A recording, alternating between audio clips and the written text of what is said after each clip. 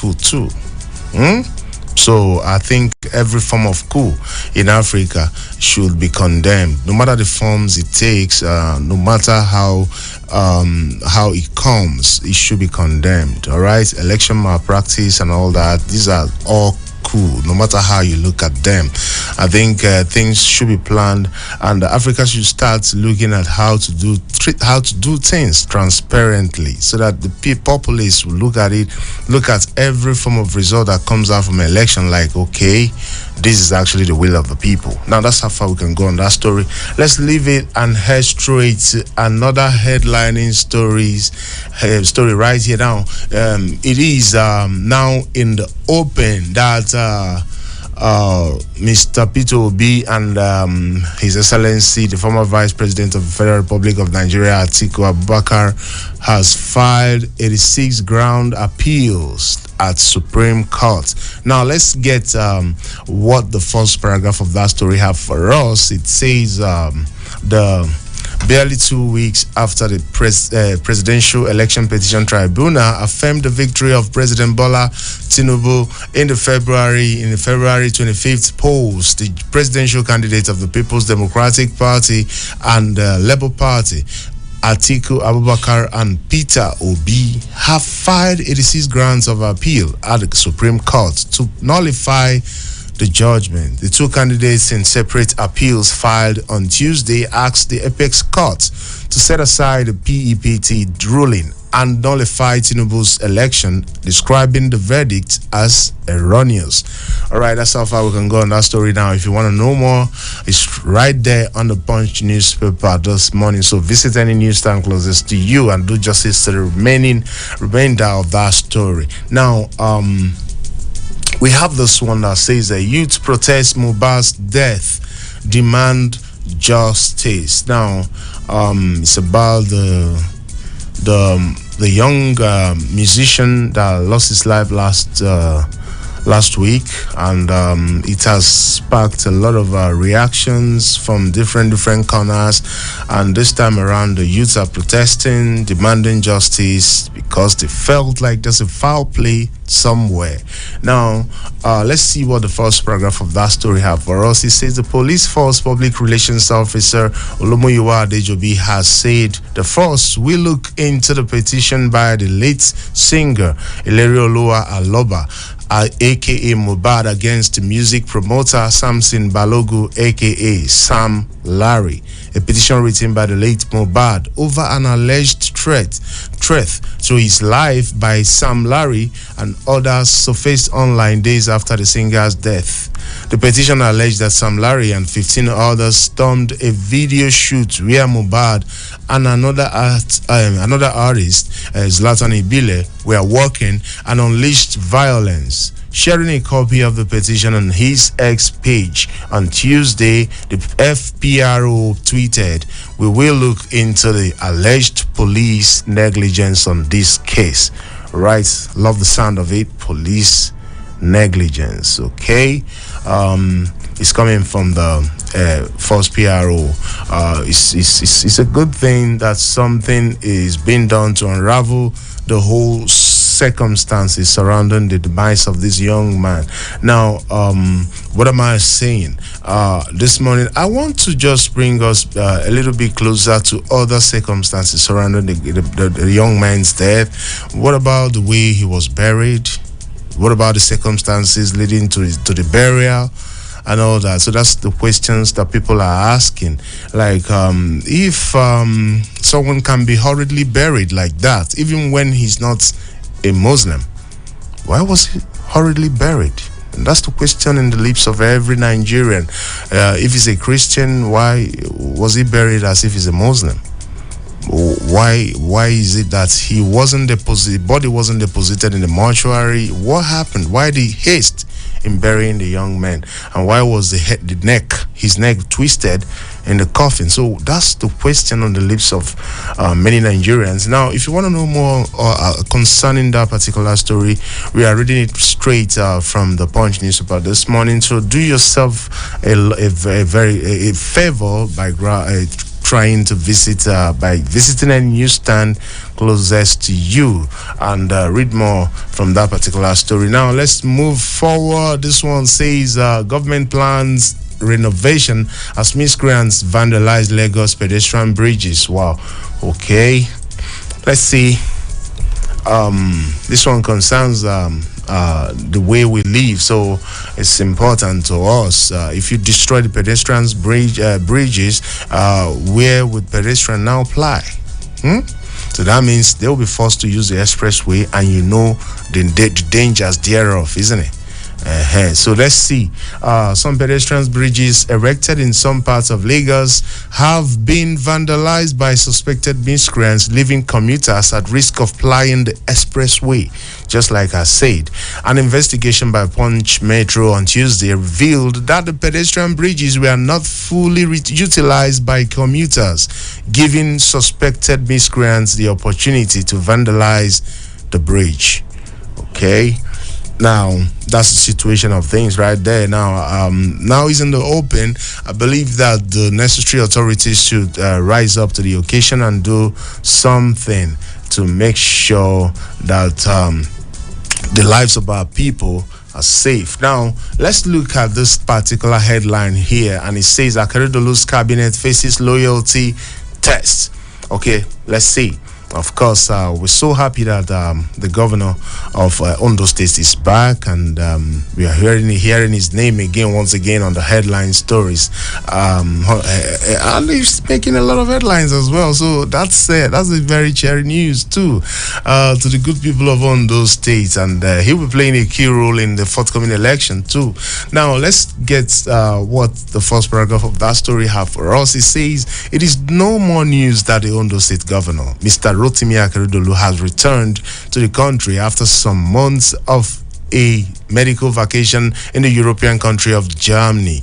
Now, after enjoying enough rest at a foreign land, Governor Akeredolu landed in the country a few weeks ago and went straight to his personal residence in Ibadan, the Oyo State capital, amid jubilation among his family, friends, and associates, particularly the political associates. After informing the State House of Assembly of his return, he settled down and began working immediately. Of course, he's Mr. Lord, so he should is expected of him to swing into action, isn't it?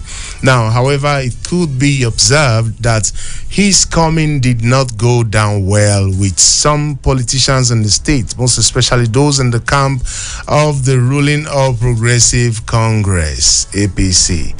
Some of them had already drawn plans to capitalize on the pitiable health condition of Mr. Governor to maneuver their ways and take vantage position in the forthcoming governorship election next year against the interest of the governor, thinking that it was all over for the governor to return to the office due to the news that the governor was incapacitated and would not be fit to rule the state again.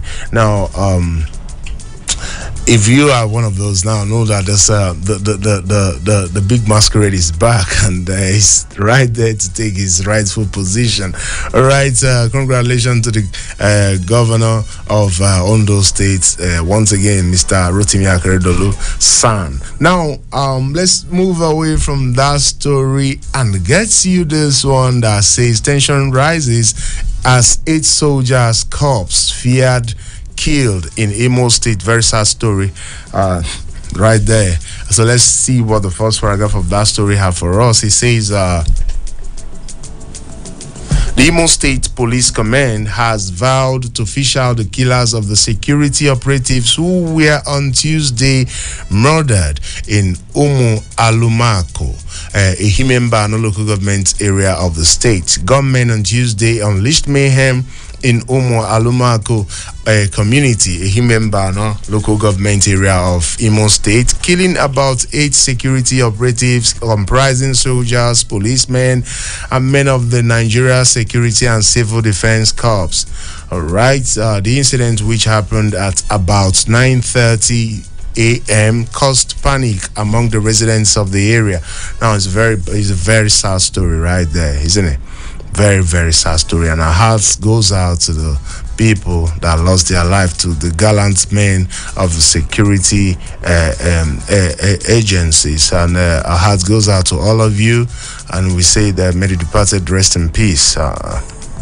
It's high time we rise up and to the occasion of insecurity that is bedeviling our dear country, most especially the southeast and then the northern parts of the country as well. We have to rise up to the occasion and do the needful. Yeah, let there be some kind of a new way, new approach to some of these things that is bedeviling us. Let there be new approach, new way of doing things, because we can't continue doing things the old way and expect different results. So it's high time we approach it in a different dimension, and hopefully maybe we'll smile again. But the issue of the insecurity in the southeast is something that is quite saddening, and it's high time that the needful is done. Now let's move away from that particular story and move straight to this one that says Niger crisis will put pressure on Nigeria food market. Wow, how would that happen? Let's see. Niger crisis will put pressure on Nigeria food market. Let's see what the first paragraph of that story have for us. It says the coup d'etat in Niger may put additional pressure on Nigeria and other West African nations' food markets, the World Bank has said. According to the Global Bank, the Nigerian coup d'etat puts an additional 7 million people at risk of falling into severe food insecurity in the region against a backdrop of soaring commodity and staple food prices, and severe food insecurity already affecting 3.3 million people during the lean season. The bank stated this in its September food security update. It said the coup d'etat in Niger might put additional pressure on West Africa, on the West African food markets. While describing the implications of economic and financial sanctions, the economic economic community of West African states and the West African Economic and Monetary Union imposed on the country. The Washington-based bank stated that food prices increased by up to 21% in August in Niger. Okay, now I wanted to know how it will affect us, but I have been able to go so far, to go down a lot, because we don't really have much time. But you can still go and do justice to that story. We are reading it out from the Punch newspaper, but that's how far we can go on the Punch newspaper, and let's see how we can be able to make sense of other national dailies. Let's go to the penpushing.com.ng and see how we can be able to extract some of the headlining stories right there as well. Now on Pen Pushing, we have a similar story as we read it earlier on from the Punch newspaper. We have fans protest controversial death of Nigerian musician Mohbad, demands justice. Now that's the same story that we read earlier on from the Punch newspaper. Now it's reappearing on the penpushing.com.ng this morning. And if you want to know more, please try and visit the site and read all that you need to know as regards to that story. Now, Ogun State government to enact law prescribing death penalty on cultists. Okay, that's a good one. Yeah, that's a good one. Have you ever come across any cult activity in your life? Have you? Yeah, those of us that were in school, you know, of course, you know what I mean. You know what that means when you come face to face to that deadly, dreaded group. You know, so it's a situation of life and death sometimes. So not sometimes, most times. So if there is anything that can be done to put fear, death penalty, I think, is still one of those things, and it's a good way to go. You should stay away from cultism if you don't want to be in trouble. All right, stay away from cultism, and get yourself something meaningful to do. There's a lot that you can do to engage your mind. Yeah, you start doing those things from today. It's still very, very early. It's still very, you have enough time to change. Get engaged, get something, learn something, get yourself busy, because sometimes, and I don't mind, is a devil's workshop, like they say. So get yourself busy. When you get yourself busy, you definitely come out of any negativity that you might be involving yourself in. So please get yourself busy. That's how to get yourself out of trouble too. Death penalty is there waiting. So the Ogun State is planning on how to, put a death penalty on anybody involved with cultism. So stay out of anything negativity. That's why I always say that on the show. Negativity is not a good way to go. Please. All right, now let's move away. That's all we can take from that story. And let's take this one that says police nab alleged killer gang of Senator Adeola's aide. All right, he came out yesterday. It's still coming out today on penpushing.com.ng. And if you want to know more about what that story have in stock for us, try and browse through it and visit the site penpushing.com.ng so you can read through it. Now, that's how far we can go on penpushing.com.ng. And let's go straight to another national daily and extract some more for your listening pleasure. Remember that this is still Super Citizen at Sunrise 93.7 right here in the city center of Abuja, right here at the headquarters of Nigeria Labour Congress. So try and pay us a visit one of these days, and let's do business together. Now, let's move straight to the Vanguard newspaper and see what they have for us. And on the Vanguard newspaper, it says presidential poll, Abuja can't be 37 states. Atiku Obi tells Supreme Court. All right. There's some matters arising as regards to the challenging of the 2023 presidential election that is still ongoing. Now, 86 grounds, both Peter Obi and Atiku has gone to the Supreme Court to appeal. Now, determined to nullify the elections of the President Bola Tinubu, candidate of the People's Democratic Party, PDP, Alhaji Atiku Abubakar, and his counterpart in the Labour Party, Mr. Peter Obi, yesterday lodged separate appeals before the Supreme Court. All right, now we're ready to later on, but that's how far we can go on this particular one this morning. But if you want to know more, you can still go and read it through. It's right there on the Vanguard newspaper this morning. Now, Akpabio's impeachment plot thickens as ex-governor CSOs join free. Wow. He just been in the office barely some few months, so what is happening? Well, let's see what the first paragraph of that story have for us.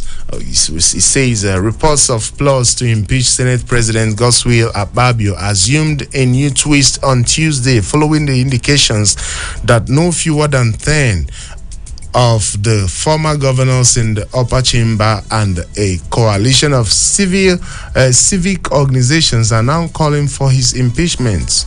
Okay, some pro-Akpabio senators were on Tuesday said to have embarked on a troubleshooting mission to their colleagues, even as some of them were reportedly contemplating getting Dr. Abdullahi Ganduje, led of Progressive Congress ABC National Working Committee, involved.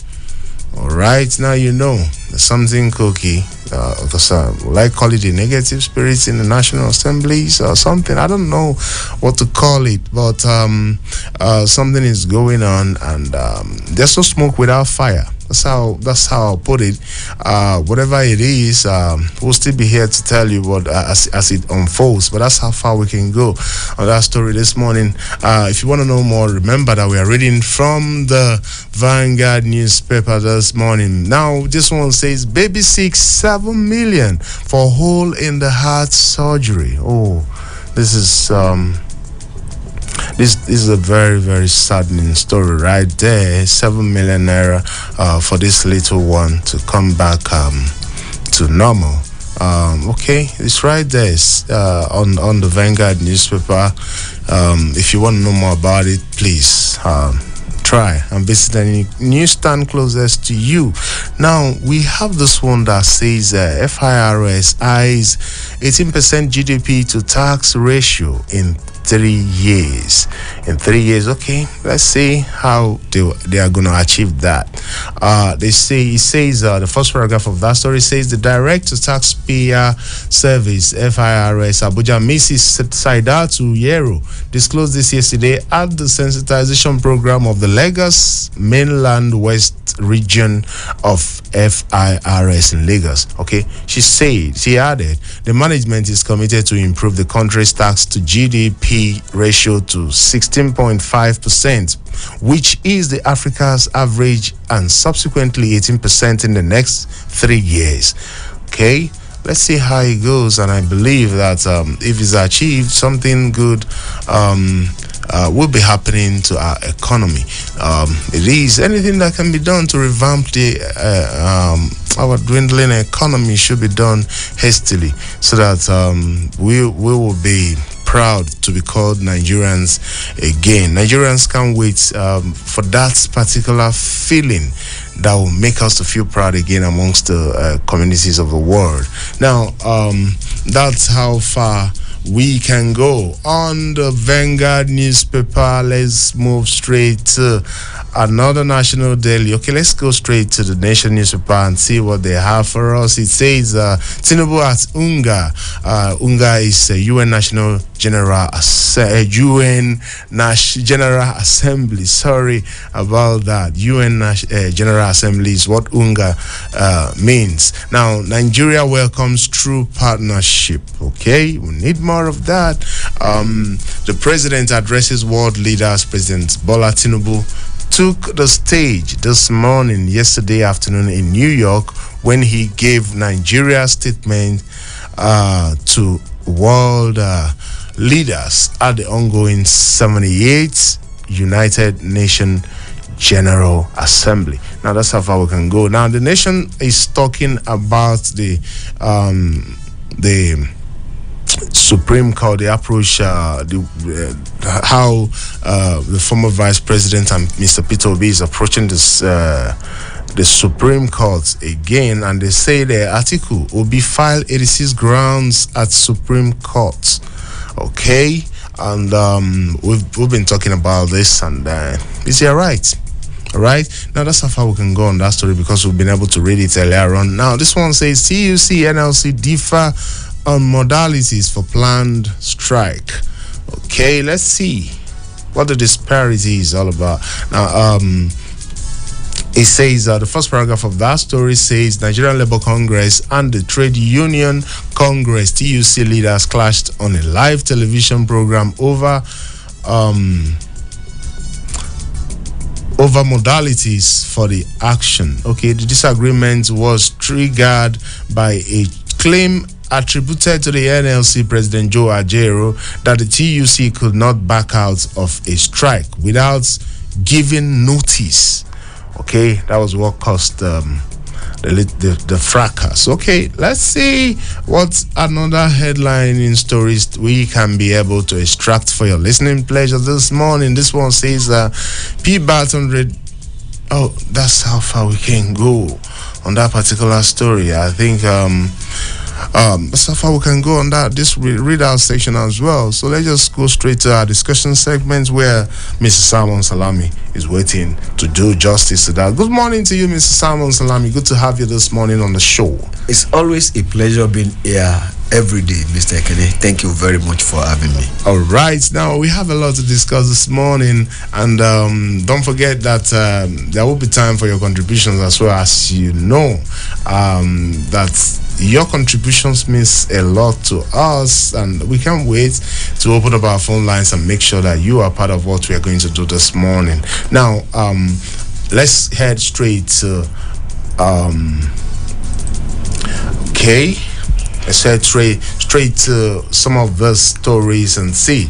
But let's just go on a short break. When we return, let's sort out a little technical issue when we return, and when we return, we'll get to it. All right, we'll get to our discussion proper. We'll be right back.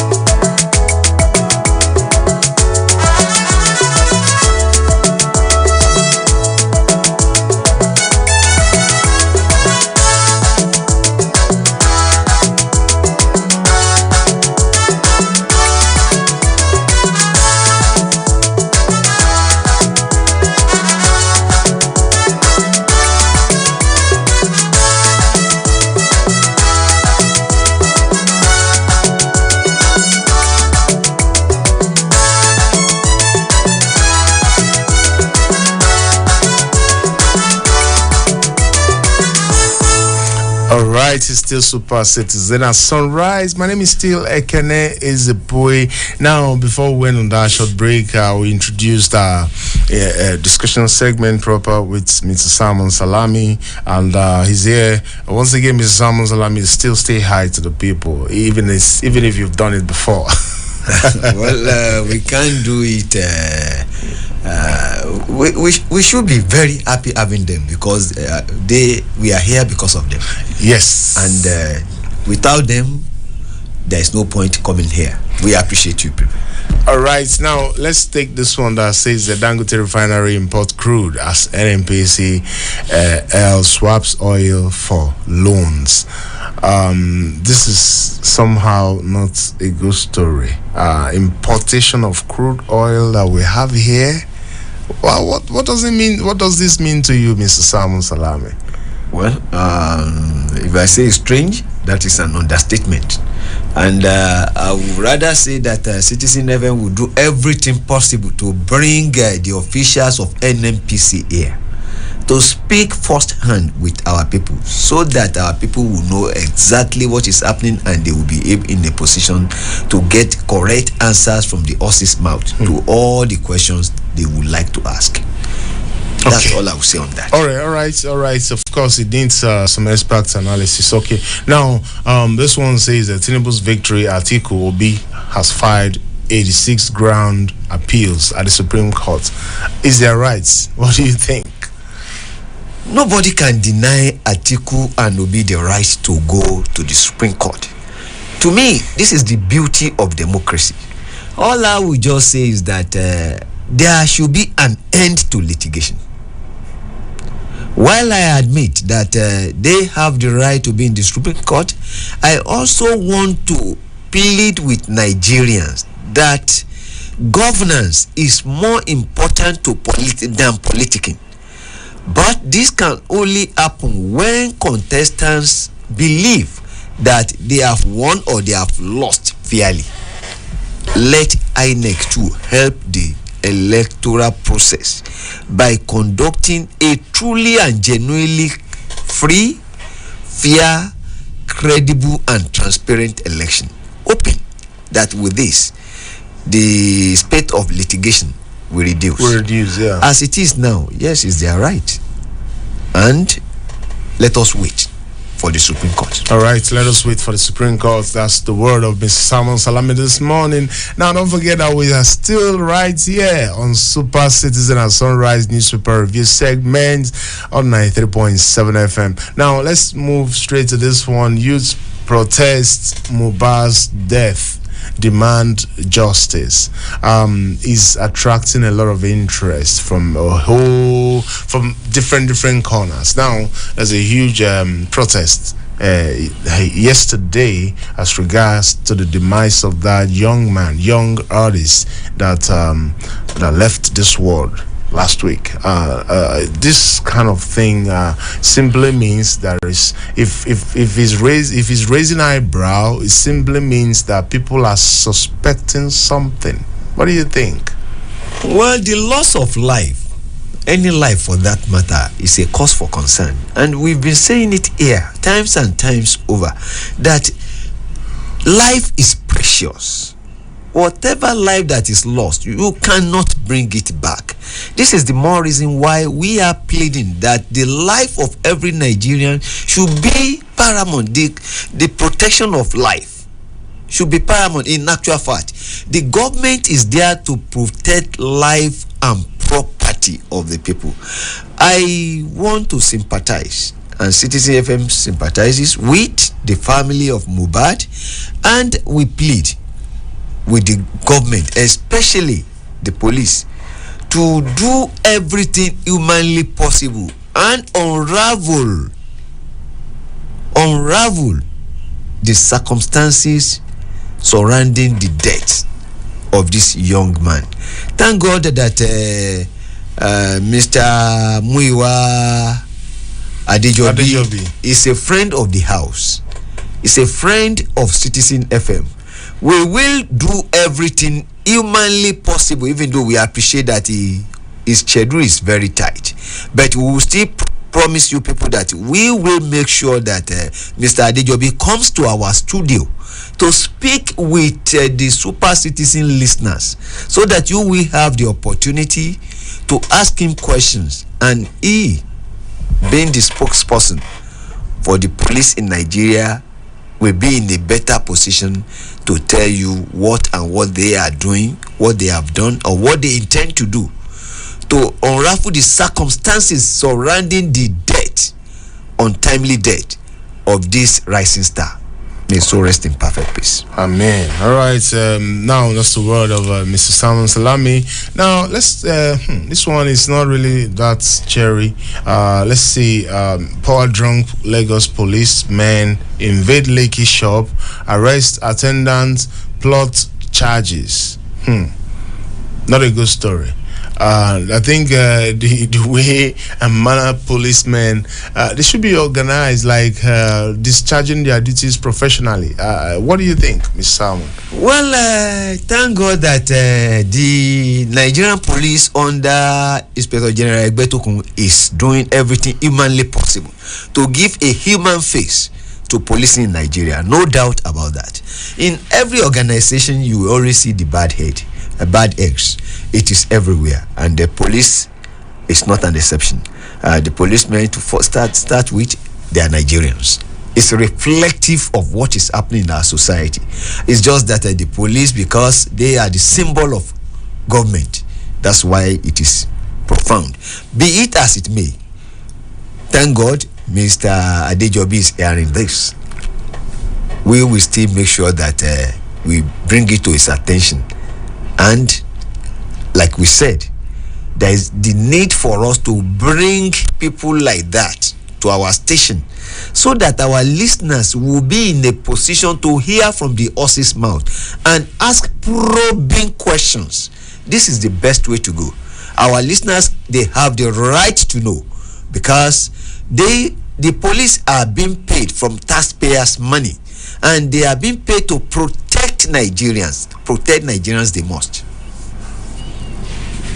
All right. The protection of Nigerians lies in the hands of the police, men of security agencies. Now that's how far we can go on that story. But we have this one that is not so good, and it says tension rises as 8 soldiers corpse feared killed in Imo State. It's not a good story, and it keeps happening. Imo. In some parts of Anambra, and it's not a good story at all. What's your take on this? Well, the attack on security agencies in any part of Nigeria, not necessarily Imo State alone, is condemnable. And we, the civilians too, must help the security agencies. The security agencies, they are not miracle workers. They work based on credible information. These so-called miscreants amongst us, These so-called daredevil unknown gunsmen, are they ghosts? They live amongst us. There is the need for we Nigerians to offer credible information, to give intelligent information that will assist the security agencies to work. They need information to work. The protection of lives and property lies not only in the hands of the security agencies, but it is the duty of all Nigerians. We have a part to play. It is what is happening, especially in the southeast, is condemnable. This is not to say that it is only happening in the southeast, but if truth must be told, what is happening in the southeastern part of Nigeria is utterly condemnable. All right. Now, what about when you talked about the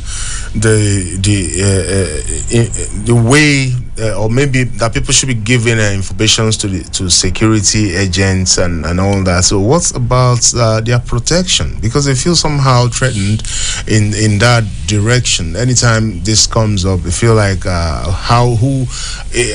you sure that the people they are even reporting to or giving these informations to will not release these same informations to the men of the underworld? Well, I don't think so. This is the belief. It is unfortunate that such thing is gaining ground. We as media men should make sure that we inform Nigerians properly and give them hope that the security agencies will do the right thing.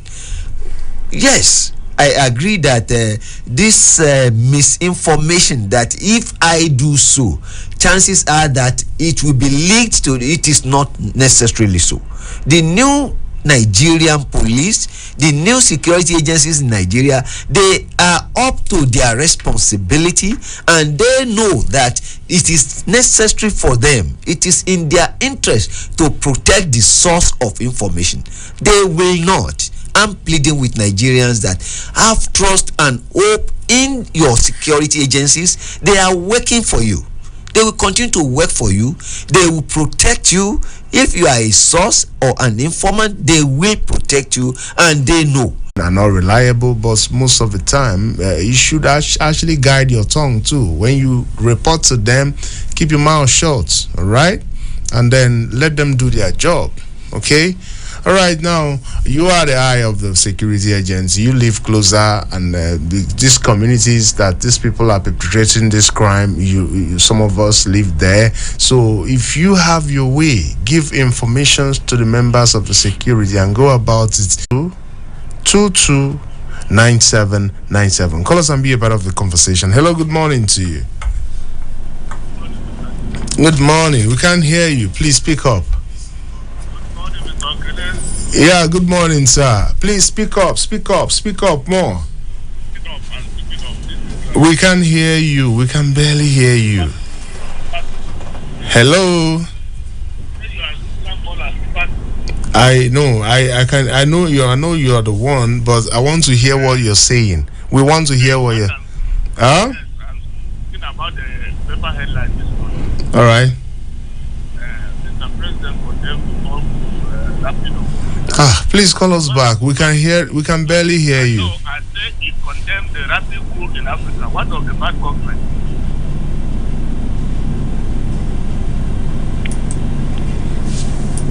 We can barely hear him. All right, please do call us back and make your contribution. And when you call us, please try and as much as you can to speak up. If you're wearing an earpiece or something, please remove it and speak directly to the phone. Hello, good morning to you. Hello, good morning. Good morning. How are you? Fine. It's Clement from Maraba. Clement from Maraba, please go ahead. Great to get in the studio. What I want to say is this. What is happening in Southeast? I'm sorry to say this. I think the people in the Southeast, they support exactly what is happening. Just like the way we are accusing the Northeast when Boko Haram was something else then that time. You see, if they did not support what is happening, I don't think there should be a situation whereby, because I remember when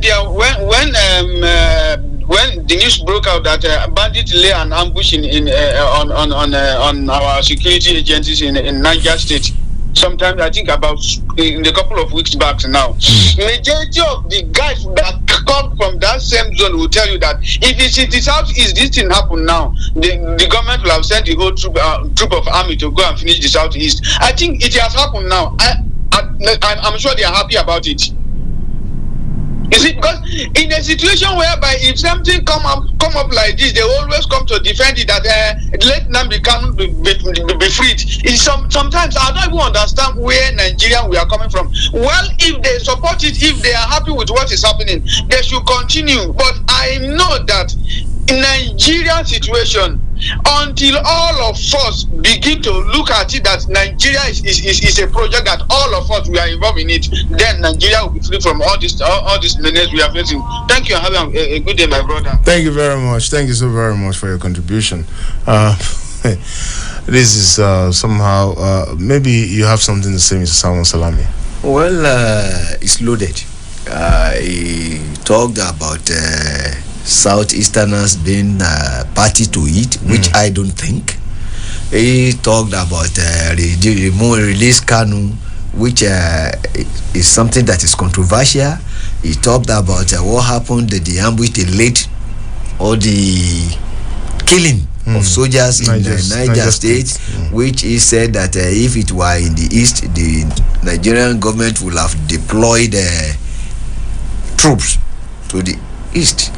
It's loaded. I don't know exactly which one we will now address, but let me say it straight away that it is not true that the people from the southeast are in support of what is going on in the southeast. That is not true. People can't even travel to the south. Even the people from the southeast that are living in other states unless can't we have proof. I will not support that. I don't think they will support or they are in support of such things. I don't believe so. Be it as it may, what is happening in Southeast, truly, let us be sincere. It is happening in almost all parts of Nigeria. But what is really happening in the Southeast is condemnable. All right, let's pick this caller. Hello, good morning to you. Hello, good morning. My name is Kennedy. Good morning. Good morning, Mr. Kennedy. How is Carol this morning? Oh, we are gallant here. Thank you so very much. Thank you very much. All right, please go ahead and make a contribution. One of the newspaper headlines that caught my attention that gave me unrecoverable joy is that death penalty for cultists. Very good news. Very good news. This issue of cultists has killed a lot of talented Nigerians. So if we are able to have that kind of law, it will be a very good development so that perpetrators of this attitude, this cultist issue, it will go down the list. Because you check very well, in our society today, apart from all these bandits and the rest, what takes away lives of youth is this cultist issue. So bringing that issue is a very good one. I'm talking about 8 personnel killed in Imo State. It's something I see. I remember the last time there was this Operation Python dance, Python what that was sent to the east, and people there started complaining. But you see, when civilians do their own, evil people perpetrate evil in the society, it looks as if it's a normal thing. But when personnel begin to retaliate, it becomes an issue. But look at, people should know that these personnel are part of Nigeria. They are part of us. They are human beings, blood flow into them. Now just imagine that these people died, their wife had become widows. They've left their families. Responsibility to take care of them. I think it's also high time Nigerians bring law for whistleblowers, people who discover such issues and bring it, they should be rewarded. By so doing, I think it will go a long way to help us, know these bad people. There is nothing like non-government. People are in the society. They have families. They don't live inside bush. I think if Nigerians will bring the law, to award whistleblowers, this will reduce. Thank you very much. Thank you, Mr. Kennedy. Every positive thinking Nigeria. Thank you. Thank you so very much, Mr. Kennedy. All right, now that's the contribution of Mr. Kennedy. But when you talk about you talk about giving recompense to whistleblowers in this issue, I think it will blow it out of proportion. Like it will make the faces of these people known. That's what it will look like. What do you think? Let me first address this issue of death penalty for cultists. The Ogun State government has really given me cause for joy. Even though in the last few weeks the news coming out from Ogun State has not been that too pleasant. This one is let's just pick this last. This one is a good one. Sorry. Hello, good morning to you. Hello, good morning. Yeah. Okay, you can go ahead. We don't have much time now. Like you have 30 seconds. Oh my God, we can't hear you. One of the electoral and then possessing themselves with power by force. What is that not the same? Others to their own minutes. So you should address them Okay, we can't hear you, sir. Please try and fix up your microphone.